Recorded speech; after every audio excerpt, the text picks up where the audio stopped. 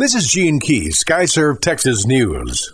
A fire in a downtown Houston high-rise could be seen for miles. KHOU.com contributed to this report. Houston firefighters responded to a two-alarm fire at a high-rise building in downtown Houston on Monday afternoon. Smoke could be seen billowing out of the garage at the Americana building. About 30 firefighters responded to the fire. Investigators are currently looking into a cause, but said it's likely an electrical problem. Several streets were blocked off near the building, limiting access to many buildings downtown. As destructive as the fire was, no one was hurt, and the fire was brought under control just after 4 p.m. Monday.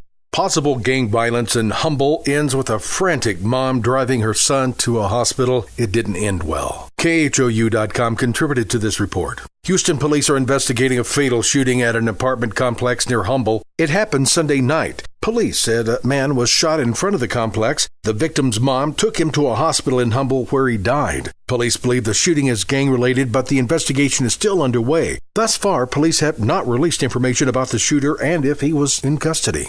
Parents are so upset over the Texas STAAR exams, they are suing the Texas Education Agency. The Texas Tribune and WFAA.com contributed to this report. A backlash against this year's STAAR exams escalated Monday when a group of parents sued the state in an attempt to keep schools from using 2016 test scores to rate students, including deciding whether students could advance to the next grade or attend summer school. The lawsuit filed against the Texas Education Agency in Travis County District Court argues that this year's scores are invalid because the exams were not administered under parameters laid out in House Bill 743. The legislation passed last year with bipartisan support. The law was set to take effect during the 2015-16 school year, but the Education Agency has taken a slower, phased-in compliance approach.